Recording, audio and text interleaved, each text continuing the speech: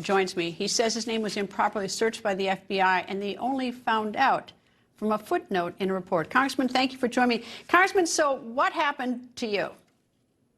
Well, as I mentioned in the hearing with Director Wray, it was my opinion that I was illegally queried, and it was inappropriate by the FBI back in 2019. That was exposed by a report from the U.S. Department of Justice, National Security Division, that highlighted a number of improper queries that were done by the FBI. And so that, I think, illustrates the problem with the FBI and why we need to fix it, to change the abuses and the violations that they've continued to engage in.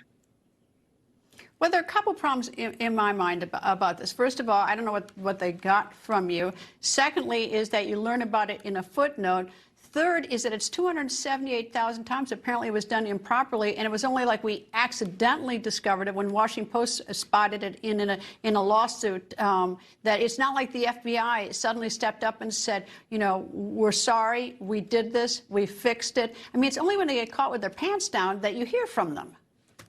Well, I don't disagree with that. And I start off with the premise as we look at reauthorization. There will be no clean reauthorization without significant reforms. Greta, I'm a former federal prosecutor. I was a chief terrorism prosecutor at the U.S. Department of Justice. So I've seen that side of it where FISA can be a useful tool to protect America from a national security standpoint. To your point, I've also seen where the FBI has abused it in my own case on that. So I bring a unique perspective. If you read the Durham report, if you read the IG report from Horowitz, the FBI is at fault at every level. This is our opportunity to fix it. We have an opportunity now through the reauthorization process to put in some systemic reforms to change the FBI. And that's what we plan to do as part of our working group. I tell you this, Greta, I think 85% of FISA has worked well, has been a tool that has helped protect Americans and our interests, but the 15% that is broken is severe. And that's what we're focused on right now as part of our working group, is to fix that, to hold the FBI accountable, and make sure things that happened to me, that happened as part of the Carter Page FISA application, never happen again. And more importantly, people are put in jail and held accountable.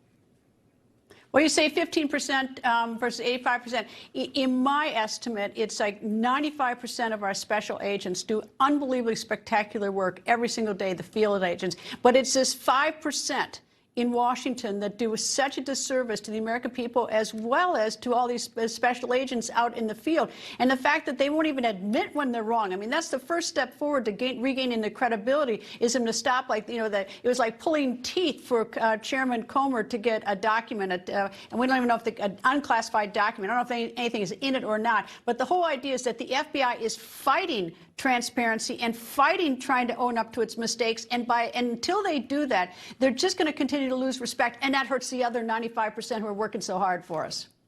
Well, I don't disagree with you, Greta. We have a responsibility and obligation as part of our oversight on this reauthorization. As John just described, 702 came into law in 2008. We reauthorized in 2012, we reauthorized in 2018, and we'll reauthorize in 2023. This is our opportunity to hold the FBI accountable, to make changes to the statute, to make sure that those individuals that have been, you described as the 5%, I describe as the 15%, no longer can do what they're doing to smear the image of the FBI and to protect civil liberties and the privacy rights of American citizens.